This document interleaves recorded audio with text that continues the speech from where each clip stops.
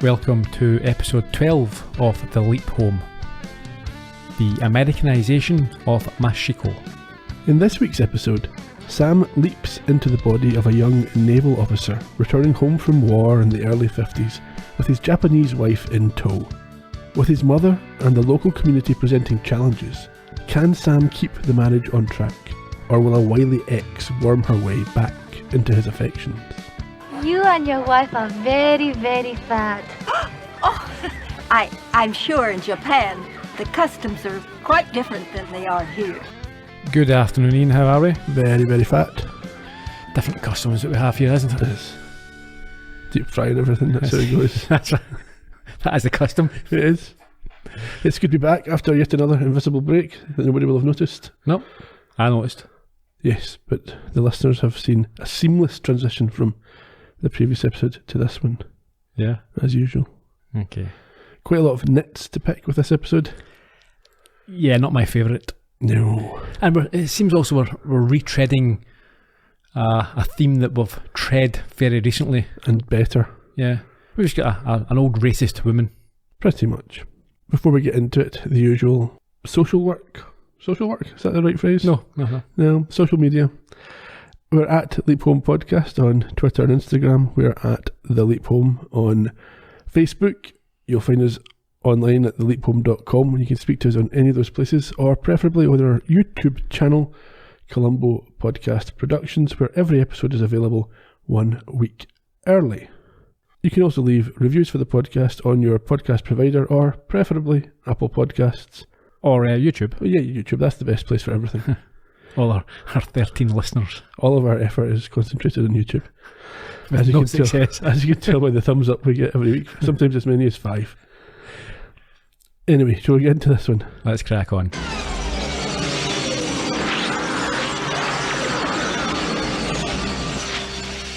As is tradition now, we start with Sam recapping his leapy things. Well, in an obscure sort of way. How? So he doesn't narrate the events, he just says how it makes him feel. Yeah.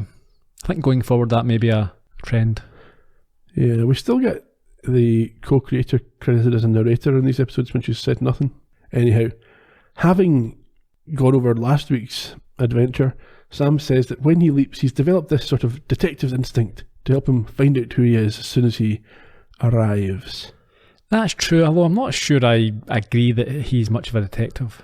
No, he's not. He just reads a newspaper very blatantly in somebody's face. So we're arriving at a town street where we see him exit a bus in a sailor's uniform, and after seeing his reflection, remarks to himself that he is Popeye, before, as you mentioned, boasting that he has become a bit of a detective, apparently. Indeed. He figures out that he's a Navy or naval officer returning from the Far East. Yeah, I think he reads his bag. Yes.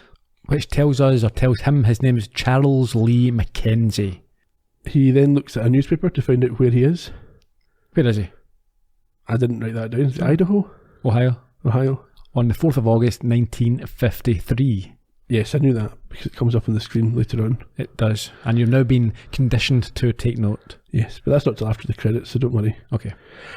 His father collects him and they drive off, leaving a woman shouting his name behind him in the street. Yeah, we should say that it's a very warm embrace. They're both delighted to see each other, so there's a strong family relationship there. Although how Sam would know how this guy would feel about seeing his father is unclear. Yeah, but the default position Just reciprocating, I suppose. Yeah, I think you have to assume that it's a reasonable relationship with your father unless you've got a reason not to. So after the credits, the father, whose name is Henry, fills Sam in on the local news as he daydreams. Yeah, Sam smiles and admits to himself that this leap has made him feel more at home than any other. I think he says that Henry reminds him of his own dad, and as we know, he's a farm boy. And having said that, we assume Henry will not be a villain of the episode. Yeah. In town, we see that it's August the 4th, as you said, 1953, and the woman, whose name is Machiko, is facing a lot of hostile looks. Okay, so just to confirm, I, at the top of the podcast, pronounced it Machiko, which is how it looks, but you think it's Machiko. Well, that's what Sam says, and he apparently speaks Japanese. But then Al calls her Machiko. Either or. Okay, one's the racist way, though. Yes. Okay. So she's quite flustered, isn't she? She is. She's moving about this street, finding herself the centre of attention and of some aggression. Indeed. She keeps slipping into Japanese, which isn't helping her make her position clear. No. At this point, the local sheriff approaches her and she introduces herself as Machiko Mackenzie and manages to explain that she's trying to find her husband to the less than sympathetic policeman. Well, I thought he was fairly sympathetic. He leads it away in a non-aggressive way. He does, but it seems as if it's a bit of hassle, a bit of trouble for him. I'm not sure he's... Yeah. Well, obviously he won't be comfortable with dealing with this type of situation. It's not... I thought he was quite professional. I've got my note I said he appears friendly. It doesn't... he's not one of these redneck cops who's going to lynch her or abuse her, but yeah, I'm not sure he's... Bare minimum, you think? Bare minimum, yeah. As they walk off, a racist guy spits on the ground behind them. Yeah, he'll play a more pivotal role in this episode. So, we're at the Mackenzie home. It's Charlie's ex-girlfriend and his mother are chatting. Her name's Lenore. This, I think the younger woman's called Naomi, is that right? She is, and she says that Charlie, or Sam, is lucky that she's waited, but Lenore says that from what she's heard, there wasn't much waiting involved. I quite like that line, yeah. So that does give us a glimpse into how Naomi certainly is perceived. Indeed. Yeah, she thinks that Sam is going to ask her to marry him. Yeah, I don't think Lenore would be particularly pleased about that. No, I think she understands the reputation that Naomi has. So she's not necessarily a bad person, but she's perhaps not the type of woman or girl that you'd like your son to marry. Indeed. Certainly in 1953. Yes. So Sam and Henry arrive back at the house and Sam greets the women. Yeah, they're again like Henry, delighted to see him back. Naomi gives him a big kiss and points out how she is now a brunette before an uncomfortable mother takes his hand and suggests that they sit outside. She doesn't want them getting too cosy, I don't think.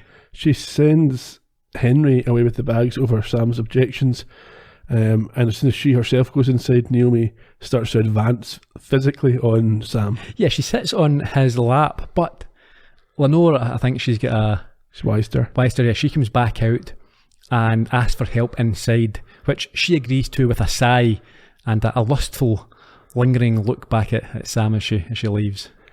We then get a interlude of a few moments, I imagine. It's some stock farm footage, and through a monologue we hear Sam mention that he has always loved farms in the summer and how they remind him of home.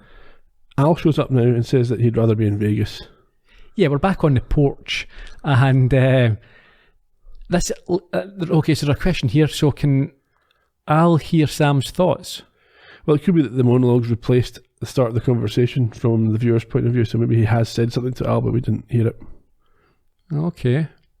Be interesting, but if he could read his thoughts. Yeah, I doubt it though. Yeah. Otherwise we'd have seen it happen. Sure. He tells Sam that this leap looks quite straightforward. Yes, he says there's a 97% chance, according to Ziggy, that all he has to do is avoid marrying Naomi because they, in real life, had a miserable marriage. So Sam is happy enough with the task, but things take a turn when the sheriff pulls up. Of course, there's always that 3% margin of error.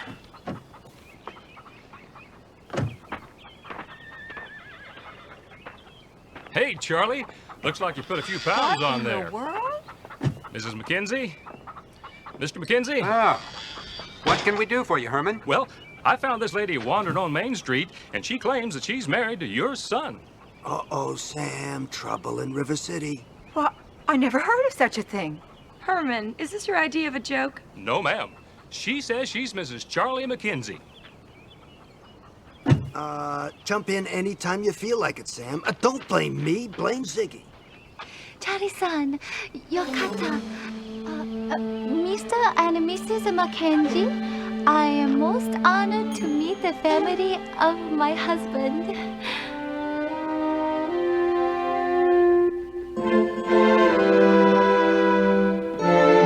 Surprise! Clearly, Sam is surprised as the rest of them. Indeed, and we'll get back to this a little bit later, but I don't understand why nothing is made of the fact that he left her and didn't bring her home. Yeah, she or should mention her. She should be absolutely fuming. Yes. And the rest of them should be like, well, why did you not say anything? Yeah, good point, isn't it? Anyhow. In the living room, Al is there with Sam and his wife and his parents, and it is obvious that Lenore is not happy and is a bit of a massive racist. Well, she refuses to accept a gift from Machiko and won't allow Henry to have her wash his feet. And at this point, Al points out that her attitude reflects the fact that they never end up accepting her, and that what happens in the future, if it plays out as normal, she has to return to Japan alone and heartbroken. Okay. Now, there's an odd moment here where Henry says she can have the other bedroom. Okay, but sure, but before we get to that, we need to point out, I think, that Henry does not have the same attitude as his wife, because he wants the foot wash, which is customary. He's up for that. Yes, and he's not as shocked as his wife when Sam speaks Japanese. Exactly, yeah. So Henry's a good guy. Yeah, it seems to be. Yeah, and we also, Al makes the point that Sam can speak 7 languages and 4 dead ones. So 11. 11 in total, yeah, that's a fair amount. Again, the amount of things that Sam can apparently do. I mean, Einstein wouldn't have been speaking 11 languages. Oh, you focus on your specialty. Yeah, now I'm sure these geniuses can pick up a language or two, but to speak 11, you have to really, it's not just something that comes... That should be your thing. Yeah. And it's not his thing. It's not his thing, no. I mean, where's he all these PhDs and he wouldn't have the time to learn... yeah, because he's obviously spent a long time becoming an expert in one thing, and then instead of making a living out of it, just started again and learned another thing. Yeah. It doesn't make sense. He's all over the place. He should focus more. Yeah. That's why he gets himself into this sort of trouble. Yeah, absolutely. Finds himself bouncing about the time in the universe. We know one of the dead languages he speaks is Egyptian hieroglyphics. Yes. I don't know if that counts as a language. Anyway, yeah. Where were we? Yeah, they're having this exposition, and we learned that I think Charlie was away for 2 years serving in the Far East, and although they are married, Lenore's not happy about them sharing a bedroom. Now, no, it's not just that. No. She doesn't consider them to be married. She says that they can't share a bedroom until they have a proper marriage. It's usual sort of racism, which this is an odd one. I think it's one of the biggest questions I have, or biggest points that I want to make in this episode.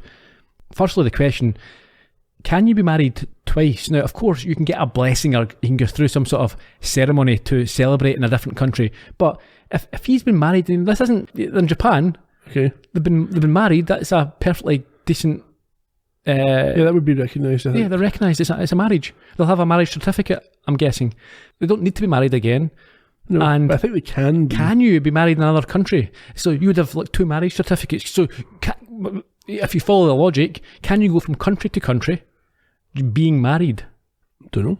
Like if you're married in the States, and then can you also get married in the UK, for example? I don't know. I mean, it's massively racist anyway. Yeah. So, it's not good enough. No.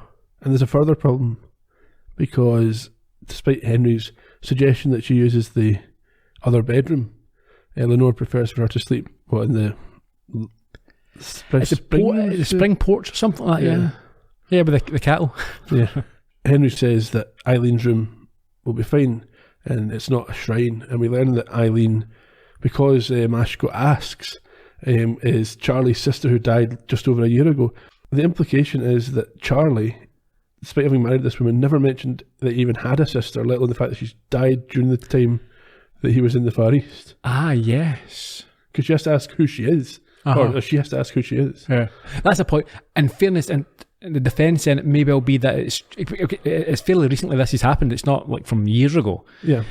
It may well be that he has not come to terms with it himself, and he's not been able to talk about it or process it. So I think that could be explained or could be understood. But then it's not picked up. That would seem to me to be the kind of thing that the mother would get upset about. You've not even told her about your sister. You had a sister and all this sort of stuff. Yeah, but she's doing the same sort of thing, isn't she? She doesn't want to talk about her or accept what's been going on. So perhaps that is what they deal with it by pretending it hasn't happened. Or maybe. So Machiko admits that this saddens her which causes Lenore to straighten up before Henry takes her to look at some old pictures of Sam. Yes, but Lenore then tells Sam that Machiko will never be part of her family. Yeah, she demands to know how he could just waltz in with this Japanese bride and expect her to be accepted as part of the family. Is this the bit where she says, "How could you do this to me?" Yes. And he says he didn't see it as doing something to her. Yeah, That's an attitude that comes up again. Yeah, and then she storms off, which is clearly overheard by Machiko herself. Indeed. In the kitchen the next morning. Yes, Machiko is cleaning the floor, but Lenore takes offence, saying the floor was perfectly clean to begin with. Yeah, she takes it as an insinuation that she keeps a dirty house, I suppose. Well, she chooses to take that insinuation. Yeah, of course, yeah. And not just that, but she says, it's perfectly clean, or certainly clean enough for anyone who wears shoes. Yeah. Having a go at her culture again. Yeah, that's it. The old racist then bins the rice that Machiko has been cooking for breakfast. For two reasons. One, that's not what they do in America. Yeah, and number two, she doesn't need any help. Yeah. No, they don't do that in America. We eat pancakes and muffins. The healthy stuff. Henry comes in with a gift from Sam, some Japanese tea, which prompts Lenore to ask what's wrong with American tea. Do they make tea in America? I'm sure they do, but they don't make it, I don't think. Grow it? I don't think so, I don't know. So what's she mean by American tea? I suppose American branded tea? Yeah. Sam asks where Machiko is, and Lenore tells him she's outside pouting. Yeah. And when he leaves to find her, she conspiratorially tells Henry that Sam is strange. He's different. There's something... So is this her realising that he's been leaped into, or is this just her being racist? Both, I think. So she's kind of got an idea that he's not quite the same. I think anyone would. I mean, and it's something that probably doesn't get picked up enough in the show. Slightly different mannerisms. And if things. someone took over our bodies, we would know straight away just things that you say, how you say it, how you act. You'd go, that you're weak. You obviously don't think that something's leaked into you, but you might think, is there something going on here? Are you well? Or have you get a brain injury? Yeah. Well, she's decided that Machiko did it to him. Yeah, well, I mean, that's our thing as well. How many times has he leapt into someone where there's a relationship with a parent? So far, there's not been many. There's been a few. There was the one, the kamikaze kid. Yep, okay, yeah. And Jesse Tyler. He was the grandfather, so he had a kid. So it's the other way around. Yeah.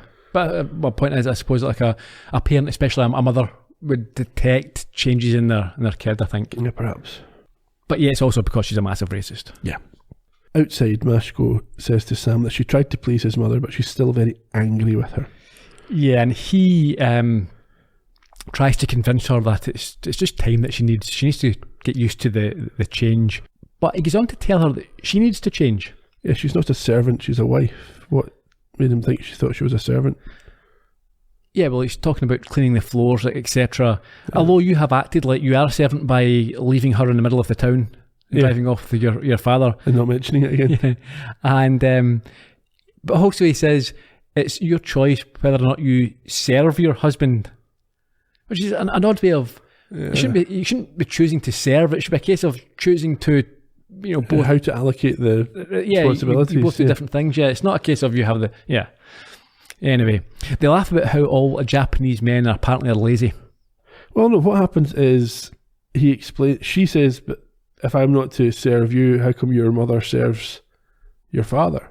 Right. And he says it's because he worked hard for a long time and now he's retired. And yes, then they go that all Japanese men must be retired then. Yes. Before Sam goes on to explain that in America, a woman can do whatever she likes, just like a man, and has equal rights. Now, this is the biggest issue I have with this episode. It's not even the case now, let alone in 1953. Exactly, but what we've just discovered is, after the whole Driving Miss Daisy episode, this is appallingly whitewashed, or it's a bit trite. It's very trite, and you're just not giving the reality of the situation to Machiko here. So he says that women have equal rights, as long as you are white and wealthy. You do not. This is a nonsense. In 1953 in America, and this is, I don't know what it's like in Ohio at the time, but it's not New York or California. Women do not have equal rights. Well, so they don't have equal rights now. No, they don't even have autonomy over their own bodies in America anymore. Precisely. This raised a few questions. I'm not sure if you know the answer to it, but perhaps if you don't, some of our listeners can fill us in. So I was thinking, so back in Mississippi in the Deep South back then, as we know, if you were black, you didn't have the right to sit at the counter of a cafe, and you couldn't drink out the same water fountain, ride in the same buses or the same seats, etc. Was that for non-whites, or was it for black people? What I mean is, if a Chinese person, a Japanese person, an Indian person arrived in that type of small town, could they do the same things as a white person? So, or was it all non-whites couldn't do this, or just if you were black you couldn't? I don't know. Maybe somebody does. Yeah. I mean, I'm assuming there wasn't a lot of different races and cultures in these small towns back then, but just hypothetically. Yeah, I suppose native people as well. Yeah.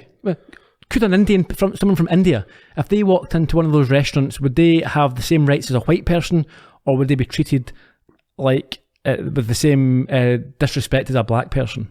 I don't know. Okay. So if anyone does know, can tell us, let us know. Yeah. But Sam annoys me with that. He's saying that type of thing. He shouldn't be saying that, because it's not true, and he knows it's not true. Sort of wish fulfillment things as well, where he says, this is how it should be, so I'm going to act like it is this way. Yeah. He tells her that, first of all, she's not sure whether to believe him, but she then says that if she's American, she wants some American clothes. Yeah, she uses this newfound knowledge to scam him immediately for clothes. He offers to drive her into town, but she takes it as an invitation to learn to drive herself. So we find him in the car. She grinds away as they head into town, and then causes him to smack his head on the dashboard by stopping suddenly to pick up flowers for his mother. I didn't like that either. No. Firstly, you can get that on the way back, surely. You don't pick them up on the way there. And also, I'm not sure I agree with the metaphor. Oh, yeah, it's about telling me about the daisies. So she talks about these daisies that from a distance all look the same, and they combine to make a beautiful garden, but up close they have distinct features that some are more beautiful than others. Yeah, and as she says this, Sam thinks to himself that he hopes that she doesn't lose her Japanese individuality in order to be... After he's done indoctrinating her. Yeah. Sorry. Yeah, so we're in the town. Yes, out of the car. She walks behind him initially, and he explains that she should walk next to him, but unfortunately they bump into the big racist guy from earlier on. Yeah, the local hick, Rusty, he unsuccessfully attempts to get a reaction from him by barging him. And, it's not all bad. Much like Henry, the local clothes shop owner, he is more hospitable and tells him to ignore Rusty, who is still hung up on World War II, and invites him in. I think he says he's still fighting World War II. Right, okay. I'm not sure whether, we'll give him the benefit of the doubt. Maybe he's a decent guy, or maybe he's just thinking, I want a sale and I'll... maybe. But later on, things get worse. Well, they come out the shop or finish their visit to town, and Rusty, we assume, has graffitied the car with "Jap, go home." It's just garbage racism as well, isn't it? It's lazy. He's sitting there chuckling to himself. Look how witty I am. Yeah, and we should say as well that she's wearing her new American heels. I think she's trying to hobble along in, and yeah. And as you say, we see Rusty standing with a satisfied look in his face, and then he smirks at Sam. So he's not trying to hide it. No, not at all. Sam decides not to pick a fight. We then find ourselves in the pastor. A pastor, yeah. Yes, the pastor's cover. Lenore tells the pastor that Charlie and his wife won't be well enough to come to the picnic the following day. Yes, again, she can't help but be racist. She can't just leave it at that. She says that they are sick because of some dodgy Japanese food that they brought back. Now, this is setting herself up for a major embarrassment here, because... Yeah, she must know they're going back to the farm where they will be. Yeah, but also, she doesn't know that she can convince Sam not to go tomorrow. He might just say, I'm going, like he will do. Well, there's that as well. On the farm, Machiko's hanging out washing while Sam works hard, and Naomi shows up to cause trouble.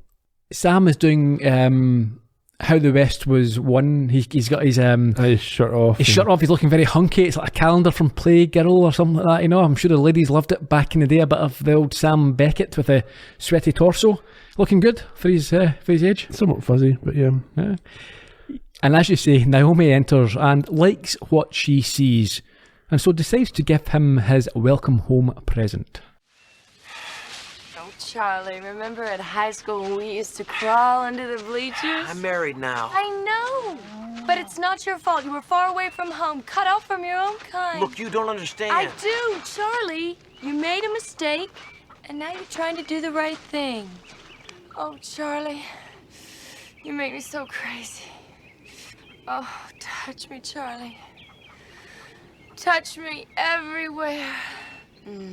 Taking a little time out for a roll in the hay, Sam? This is not what it looks like. Charlie, you don't have to pretend with me. When I think of all the times you tried to make me feel like a sleaze. Charlie. Do you know if little Machiko came in here right now, it would break her heart. Charlie. Can't you see that she cornered me? Yes, but there's a way out. Look, just Daddy knows a lawyer. let me up. No. Oh, yeah. Naomi, Yes. listen to me. Yes. I'm married now. Sam, cut to the chase, will you? Tell her to put an egg in her shoe and beat it. Stop it. Sam, I think we got a problem here. Naomi, I'm just trying to say that I think we should just go down Yeah? and forget that the whole Really? thing ever happened. Johnny-san! This, I was going to say earlier on, the lies that Lenore told, the unnecessary lies, set up a situation of chaos, and this reminded me an awful lot of a Faulty Towers sketch. Farce, yeah, where there's people coming, you know, the ones you want to impress, and it's all going wrong, and there's no need for it. No. I was watching, actually, talking of Faulty Towers, I was watching the Graham Chapman's funeral, John Cleese's speech. It was very funny. Yeah. Coincidentally, I was watching yesterday. I started rewatching. I've not seen it for years. Michael Palin at his peak, ripping yarns. Oh, okay. It was his first post Python vehicle. Right. Very good. Before he started just touring the world. Yeah. Being quite benign. And not particularly He's actually funny. coming. He's got a new book out on Iraq, and he's coming to Edinburgh later this year. I might go and see him. Interesting. Yeah. Anyway, where were we? Sam and Naomi fall off this stack of hay, as we heard at the end there, and a topless Machiko, which is what Al was warning Sam about, runs over, surprising both the pastor and everyone in their car as they pull up. Yeah, they all get a good look at what is going on, and he, the pastor, has a smile on his face before his wife faints with a swoon, and Sam exclaims, "Oh boy."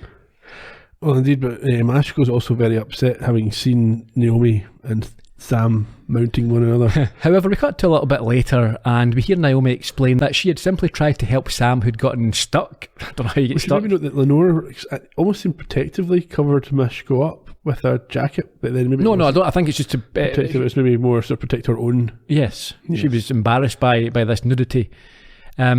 So yeah, apparently Sam got stuck up in the bales of hay, and she went up there to help. They fell down, and that's how her top got burst open, and everyone seems happy enough to accept and not ask any questions. Stories. Yeah, the pastor and Henry there.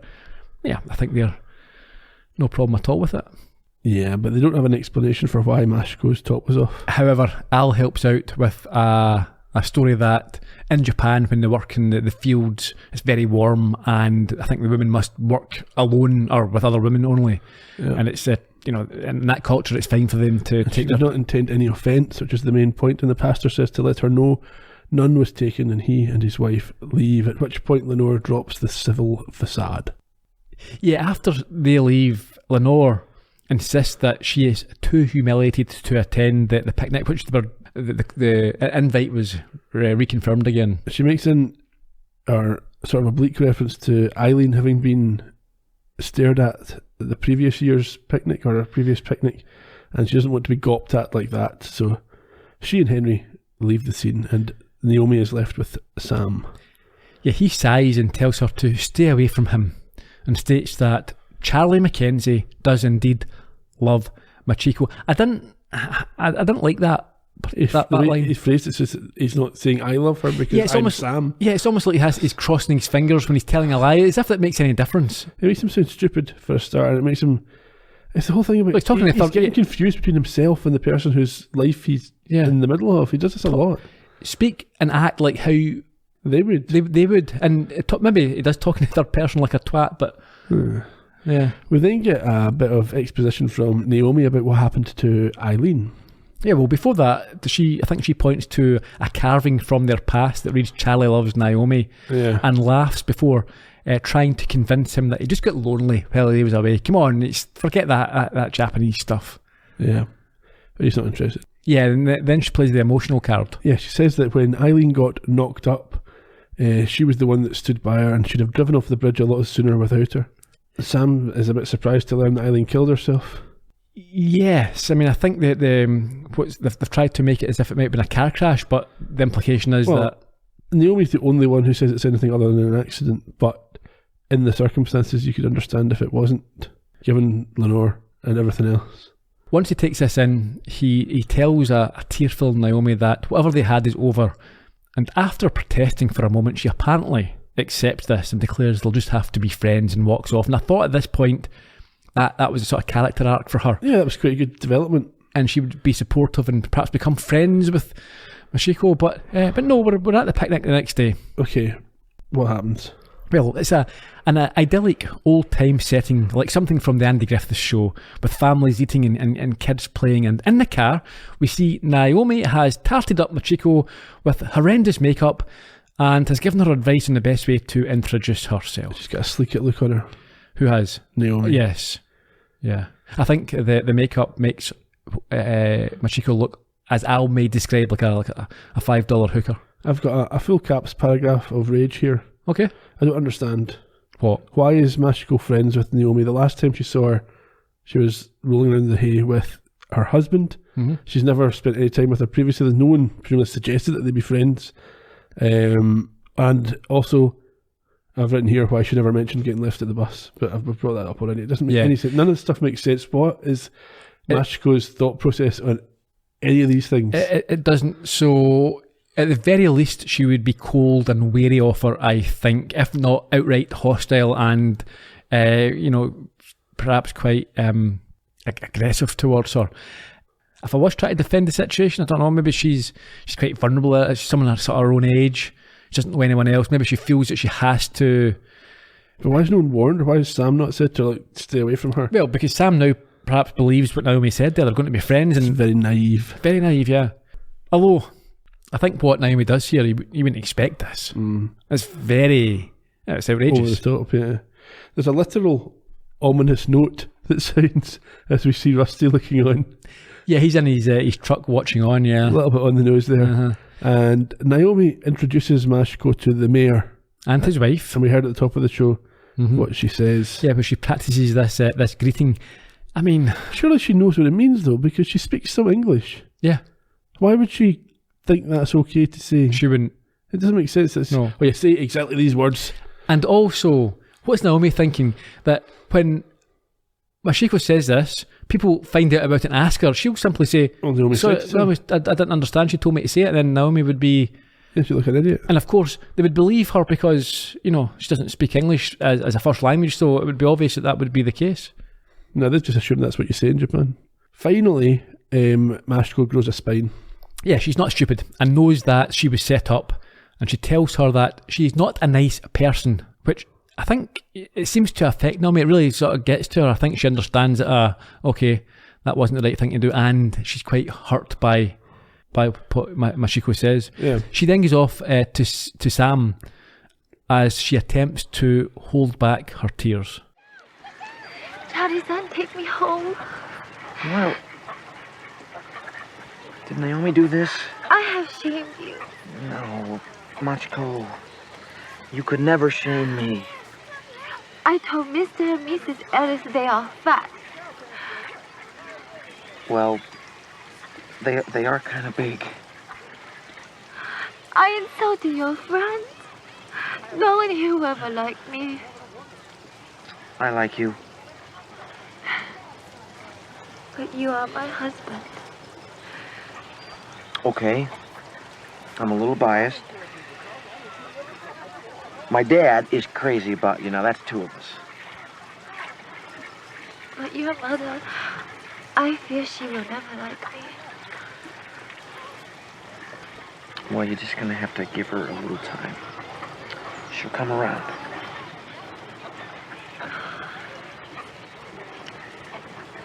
Okay. That's my pretty girl. You like baseball? Obviously, baseball's massive in Japan. Mm-hmm. But was it back then? Who knows? We're on the baseball field. Yes, there's a game going on, and Rusty takes advantage of Sam not paying attention to put in a cheap shot. Yeah, I mean, Henry, first of all, is very impressed with Machiko's passion, we see. Yes, and her knowledge of the game. Yeah. And he mentions that Rusty was a very decent player before the war. Yeah. However, an angry Al has appeared who thinks that Sam should have given him a smack, but he doesn't seem to see the point. No. Rusty then gets the chance to pitch to Sam, and Al is there to coach him. Now, it's quite cliche, isn't it? You could see what was coming here. Apparently, it throws a bean ball. He tries to hit him with the ball. But why a bean ball? Was that what you call it? You hit someone, you bean them. Right, okay. That's his first throw. And as per the trope, Sam misses with his second attempt before listening to Al's advice and smacking the third for a home run. And we know he's bad at baseball because we saw back in that second episode that he needed a lot of help to even... It was like Homer. Yeah. That was about his level. Anyhow, as he rounds third base and heads for home, Rusty comes over to put in a cheap shot, but Al's able to shout a warning. Yeah, so Sam checks his run and sends Rusty face down to the ground, humiliating him. He then asks him what his problem is, and Rusty literally turns around and says he hates Japs. Yes, fair enough. Well, listen. He's not hiding it. No. And they have to be held apart as Machiko begs him not to fight, while Al encourages him to give him a pop. Pop him, yep. Back at the farm. Even later, there's some weather happening now. Yeah? Yeah, some weather. Is that typical for Ohio? I don't know. I mean, during the day, it was a lovely summer's day. Yeah, but there's a twister coming or something. There is, isn't there? Henry, he drives them back as this storm brews, and Machiko goes inside as Sam and his dad gather the animals. Yes, Lenore sends Machiko down to the storm cellar and quickly takes a phone call, which informs her about what Machiko said to the mayor and his wife. Obviously from some old gossip. Yeah, she then goes down to the cellar and has a discussion with Machiko about respect, telling her she knows nothing of respect and shouldn't even look at her, let alone grab her clothes. I think, yeah, when she goes down, Machiko gives her a little bow, which is, I say, dismissed. And she talks about, calling people fat. She is not interested in any explanation. And as you say, she freaks out and tells her not to touch or look at her, which causes Machiko to run outside in a state. This scene reminds me very much of The Wizard of Oz. Outside, the weather worsens as Machiko runs off, and it's unfortunately Rusty who's there in his truck to pick her. What are the chances? I know. I mean, yeah, she's running aimlessly, or tottering aimlessly down this road, and it's in the middle of the road. And for some reason, she decides to accept this. I mean, she knows that the guy is a massive Japanese I'm not sure hater. she realises it's him at first. Right, okay. You would still look in the... Yeah. Back in the storm cellar, Lenore tells Sam and Henry that Machiko ran off and they're both upset with her. Yeah, I mean, she's sort of casually trying to pretend that there's nothing up. She's arranging jars in the shelves, and it's like, Machiko, she ran away. Did you just say something? No. Yeah. So, they both run out, but we don't see Henry again. Do we not? Well, he's not in the car with Sam, and we don't see him independently looking for her. Okay. Anyway, Sam frantically goes after her. And in the truck, she comes to her senses and asks Rusty to let her out, but he stares ahead in silence as he drives to his workplace yard. Yes, and when he gets there, he starts drinking and I think at this point offer her drink, but she refuses. Well, I think so. He sinisterly sort of strokes her face and laughs. It's like, this isn't a good situation, is it? Elsewhere, we see Sam in his car driving alone, but he's stopped by Al quite dramatically. He passes right through him. And Al tells him that Rusty has her at his place. Yeah, and so turn around and head back. Yeah. In the yard, Rusty is talking about the movie The Best Years of Our Lives, which is about 3 army vets returning home, one of whom has been badly injured. I mean, he's not been badly injured at all, really. Well, he says this guy's missing his arms, and that's equivalent to him. It's not, is it? Because he spent 4 years rotting in the Pacific when he could have been playing baseball. Yeah, he blames the Japs for ending his career. He does. He says all the top teams wanted him, although he mentions the Orioles, who didn't exist until 1954. Right, there you go, okay. Ominously, he then produces a knife and asks her if she knows what it's like to lose an arm. How would she know what it's like? She's got 2 arms. Exactly, clearly not. No, Yeah. she should have said, "Yep, I'm well aware of that." Well aware. Yep.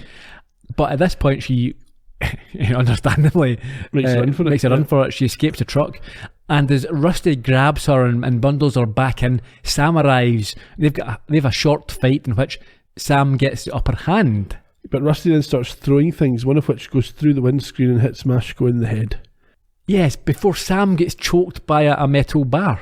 Yes, but Al at this point shows up and tells Sam that Machiko is badly injured, maybe dying, so he finds something deep within himself and is able to turn the fight around just before his face is pushed into a grinder. saw or a grinder. Yeah. I'm not sure as well. Al says, "Oh, she's maybe dying," but I'm not sure there's any sign of that at all. She's been knocked out. Yeah. I mean, she might be dying, but I don't know if you can tell. But yeah, this guy's a maniac. I mean, this isn't just some racist who wants to beat him up. Yeah. He's tried to kill them both. He was going to kill her, and now he's going to kill him. Yeah, well, that's it. He probably needs locked up in some sort of hospital for the criminally insane. Sam decisively finishes the fight and then we presume heads back to Machiko. We go to a hospital, which we assume is a white person hospital, but maybe they don't have mixed ones or they don't have separate ones in this part of the world. Yeah. Also, he manages to beat Rusty by punching him. So does he get that boxing training from earlier? Does that still linger? Yeah. Okay, anyway, we're at the hospital. Yes, Lenore and Henry have shown up, which is one thing, but as Sam comes out to tell them he thinks Machiko will be okay, he takes the opportunity to challenge Lenore to go into the room and speak to her. It does, but it actually says that she's probably okay. We won't know for a few hours, so she might die. He's still trying to play the guilt. Right, sure. So Lenore says that they've been praying for her, but Sam is not convinced his mother has been doing this, and as you say, tells her to go in and let Machiko know that she does care. But this hits at Lenore's heart, and she opens up about the real reason behind her attitude. I can't. Why not? I won't do for her what I couldn't do for Eileen. I wanted to forgive her. My baby, everybody sniggering. I forgave her in my heart, Charlie. But I just couldn't get myself to say it to her face. And when I did, it was too late.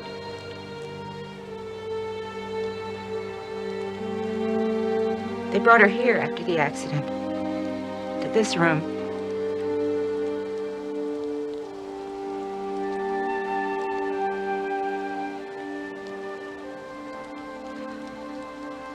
I told her that I didn't care what other folks thought, that she was my baby and I was gonna love her no matter what.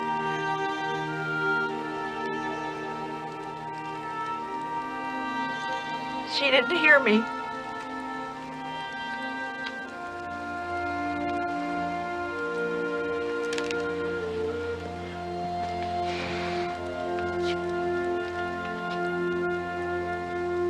Machiko can hear you.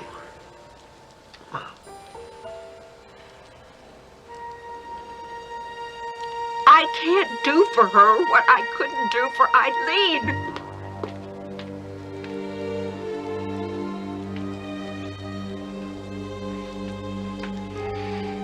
Some people can never forgive.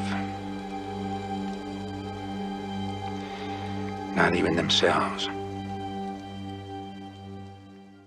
In fairness, I thought that was a wonderful performance there. Yes, and we could talk more about the actress later, but I would believe you if you told me she was related to Sally Field, some of the mannerisms and the voice. Sure. But she's not. Okay. We move forward in time to the real wedding, the American wedding. Okay, but do you think this was a little bit of a fake out? You go from the hospital to the church, and I thought, is it a funeral? Yeah. But no, we see Henry walking Machiko down the aisle as Sam. It gives an oh boy, and Al, he quips that he loves weddings as he counts the 5 times that he has had one. They haven't bothered inviting Machiko's family to the wedding. No. Don't need that. They've already had. They've been at the first one. This is now the real one. Yeah, they're not real people. No, they're not even in this story. Sam is worried that God will consider him married to Machiko if he goes through with this ceremony. This makes no sense. No, it doesn't make sense. Al, he jokes that it isn't his first time. Yes, and Sam kind of almost picks up on that. So I think if we discussed this before, this would be one of the first questions that Sam should be asking. But he doesn't not allowed to tell him anything. No, but he would still ask, am I married? Do I have kids? Oh, there you go.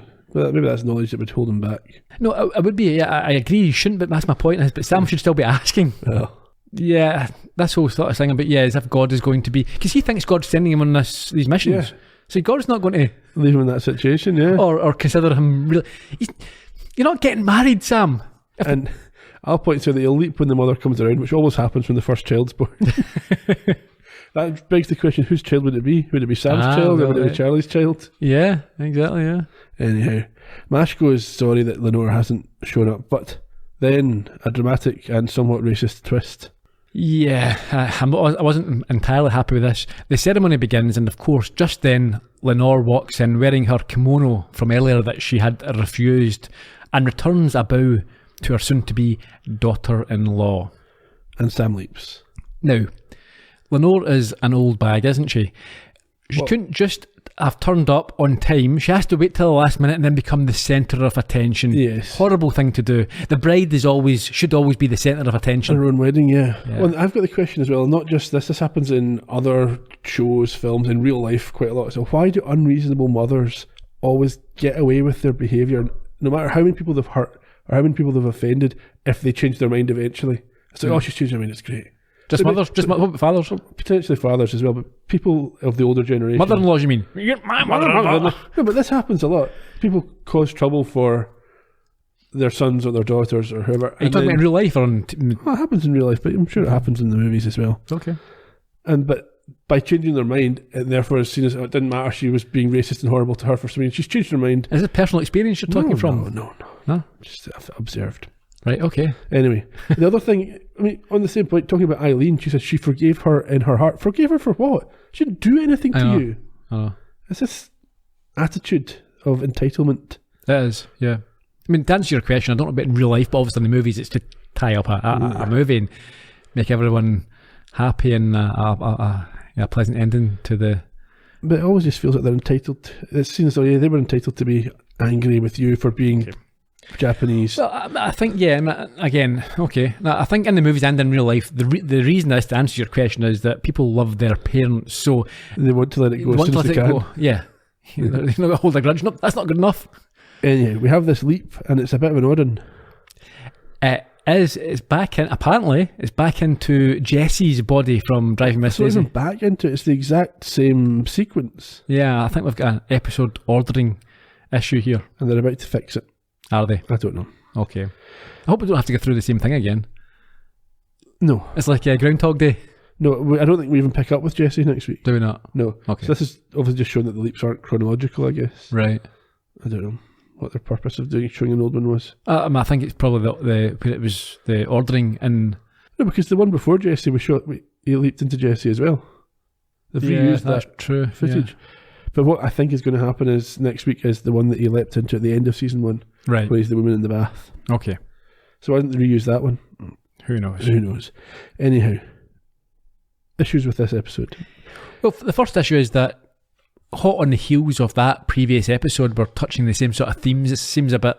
It's almost as if you're running out of ideas already. It's also a much worse episode. There's way too many jumps where they don't resolve things, just move on to the next thing. Yeah, and even though we criticised Sam for perhaps his white saviour and his ego, at least he was acknowledging the situation and trying to do something.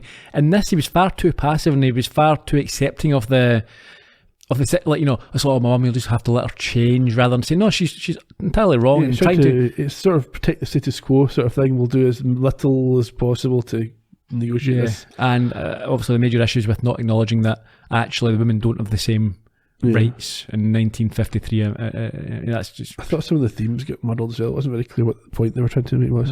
And also things like the bad guy Rusty seemed... it was a caricature to start with. Yeah, of course it was, but it seemed crazy that it would go to, be murdering two people because of a baseball career that had nothing to do with these two people. No. So yeah, it's just, So they could have come up with something better than that. His friend was killed in the war, or he was injured in the war, or something, and he hasn't got over it.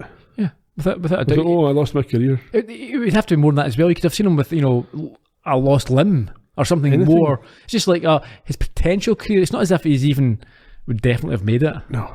I thought it was a weaker episode. I liked the dad, and I liked the pastor. I like Naomi was, again, she's a bit of a caricature, but she's quite fun to watch. Although, it looked like the actress was having fun. It did. Although with her again, I'd like to have seen her. She didn't. That was her gone once. Machiko said she's not. Yeah, so she didn't learn a lesson. Yeah. Although I did, as I mentioned, detect that you seen some sort of reaction, which hopefully showed that maybe she would consider changing her ways. But overall, it wasn't as good as the Jesse episode. No, and it didn't really address the points that it was trying to touch on, I don't think, very effectively. No. Okay, originally on the 11th of October 1989, which means there was a week off in between this and the previous episode. Directed by Gilbert M. Shelton, third of his 4. Hear more about him on The Right Hand of God from season 1. Charlie Coffey wrote the episode. This was his only quantum leap, thank goodness. He also wrote, and this might give you some hints as to the quality of his writing, 1988's Earth Girls Are Easy. With Jeff Goldblum, Jim Carrey, and Gina Davis, yeah. He also did Attack of the 5'2" Women. Not seen that. But his screenwriting CV is quite sparse. Earth Girls Are Easier. I remember a teenage boy getting that or watching that and thinking it'd be more salacious than actually what it was. I was a little bit disappointed by how not easy they were. Lila Lee Olsen played Machiko. This was her only Quantum Leap appearance. She was also on shows like The Bold and the Beautiful, The New Adventures of Superman, and Alfred Hitchcock Presents, and she showed up as a newsreader in the 1988 horror classic Child's Play. She's now 64. Okay. Kay Callan played Lenore. This was her only Quantum Leap appearance. She's been widely acclaimed for her role in 2021's Pie in the Sky, but she's also made an impression in the brilliant 2019 mystery Knives Out. Directed by Ryan Johnson, who's a fan of the Columbo podcast, follows us on that. Yeah. Nice. You might remember her if you watched The New Adventures of Superman in the 90s with Dean Cain and Terry Hatcher. She was Martha Kent. Yes, I was watching that recently. I think I mentioned that. And she's also been on shows like Brooklyn Nine-Nine and Veep, and she's still active, 86 years old. Very good. Wayne Tippett played Henry. This was his only Quantum Leap episode, but he appeared in shows like Murder, She Wrote, The X-Files and Seinfeld, and put in a memorable turn as an agent in 1991's Oliver Stone movie JFK, before his death in 2009 at the age of 76. I liked him. Elena Wall played Naomi, her only Quantum Leap episode, but she's also appeared on shows like Ellie Law, Seinfeld, and Mad About You. She remains active, and she's now 59 years old. Finally, Patrick Massett played Rusty, which was his only Quantum Leap appearance, but he's known as much now for his writing and production work as for his acting. He co-wrote the screenplay for Lara Croft Tomb Raider, and has worked as a producer on shows like Friday Night Lights and The Blacklist. Oh yeah. He's presently contracted to develop a series for Amazon based on Sword Art Online, which, given his role in this episode, is almost ironically a Japanese graphic novel series. Okay. Very successful by the sounds of it. Indeed. So the title of this episode comes from the 1964 Julie Andrews movie, The Americanization of Emily. We talked about the Orioles not existing even in 1953, let alone before the war. I think there was a minor league Orioles team, but that wouldn't be what he was referring to. This is the second episode to take place when Sam was canonically in utero and not alive, depending on your interpretation. Best Years of Our Lives that Rusty talks about. It's a real movie from 1946 with Myrna Loy and Dana Andrews. She was in Columbo. In terms of things we learned, your favourite part. So Sam speaks 7 modern languages, 4 dead ones, and Al hints that he might have been married. Or I've got Sam isn't married. Well. Yeah, and potentially Al can hear Sam's thoughts. And potentially mothers can tell if Sam's possessing their children. Well, I mean, yeah. If dogs can sense Al. Dogs, mothers. Yeah. Oh, mother-in-laws. Mother-in-law, you're my mother-in-law. Next week, we have What Price Gloria? $3.99. Where Sam has to fend off some unwanted attention and help a friend in need. So we will see you in 1961. Until then, cheerio. Bye-bye.